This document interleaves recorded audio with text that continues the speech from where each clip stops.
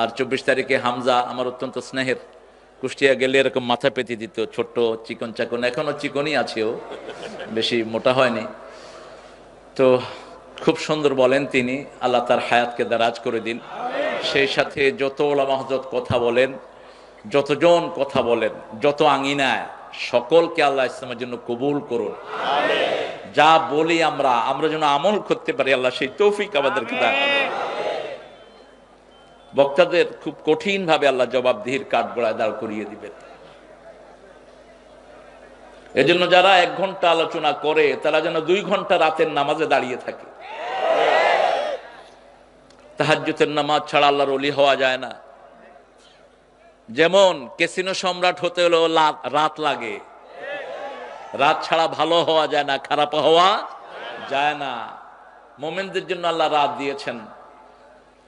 ইবাদুর রাহমানিল্লাযীনা ইয়ামশুনা আলাল আরদি হাওনা ওয়া ইযা খাতাবাহুমুল জাহিলুনা ক্বালু সালামা والذين يبيتون لربهم سجدا وقياما। আল্লাহ বলছেন ইবাদুর রহমান, যারা রহমানের গোলাম হবে, হতে রাজি আছেন তো? অন্য কারো গোলাম হয় না, টাকার গোলাম হয় কেউ কেউ, কেউ কেউ নাম এবং যশের গোলাম হয়, কেউ কেউ কোন নেতৃত্বের গোলাম হয়। আল্লাহ বলেছেন গোলাম হতে হবে কার? আল্লাহকে নিয়ে একটু চিন্তা করলেই মাথা জাম হয়ে যায়। কি বিশাল আল্লাহ পেয়েছি আমরা, কত বড় আল্লাহ পেয়েছি। দুনিয়ার কোন ধর্ম পায়নি আল্লাহকে। সারা জীবন চেষ্টা করে পৃথিবীর 100 কোটি বৌদ্ধরা আল্লাহকে পাইল না।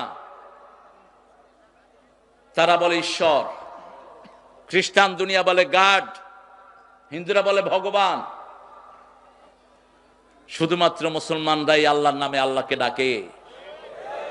আপনারা খুশি না বেজার? একটু জোরে বলেন আল্লাহু আকবার। সেই আল্লাহর হুকুম 30 পারা কোরআন আল্লাহ ভরপুর করে দিয়েছেন। আমরা জান্নাতে যেতে চাই, সবাই চান তো? আল্লাহ কবুল করুন। সারা কোরআনে জান্নাতের 2টি কাজের কথা আল্লাহ বলেছেন। কয়টি? 2টি কাজ। আবার 8টি কাজের কথা বললেন দুনিয়াতে থাকতেই আমি ওদেরকে জান্নাতের ওয়ারিস বানিয়ে দেব। সেখানে 8টি কাজের কথা বলেছেন। 8টি কাজের কথা যে সূরায় বলেছেন, ওই সূরার নাম হলো আল মুমিনুন। মুমিনদের জন্য কোরআন শরীফে আল্লাহ 2টি সূরা দিয়েছেন। আর সমস্ত কাফেরের গোষ্ঠীর জন্য সূরা কয়টা? একটা। কোনো আদর যত্ন নাই। ইয়া আইয়ুহাল কাফিরুন, ওই কাফেরের গোষ্ঠী, লা আবুদু মা তা'বুদুন, তোরা যেটার ইবাদত করছ আমরা সেটার করি না। ওয়ালা আনতুম আবিদুনা মা আবুদ, প্রচন্ড ডিক্লারেশন, এটা হুমকি। সতর্ক হয়ে যাও, তোমরা যেটার ইবাদত করো আমরা সেটার ইবাদত করি না। তোমাদের রাস্তা আলাদা, আমাদের রাস্তা আলাদা। আর মুমিনদের জন্য কত বিশাল সূরা, সুবহানাল্লাহ বলে। সূরা আল মুমিন 1 বচনে দিয়েছেন। আবার গাফির বলা হয় ওই সূরাটিকে, গাফিরুয যামবে কাবিলুত তাওবা শাদীদুল ইকাব। ওই সূরা শুরুই করেছেন সমস্ত গুনাহ তিনি maaf করে দিবে।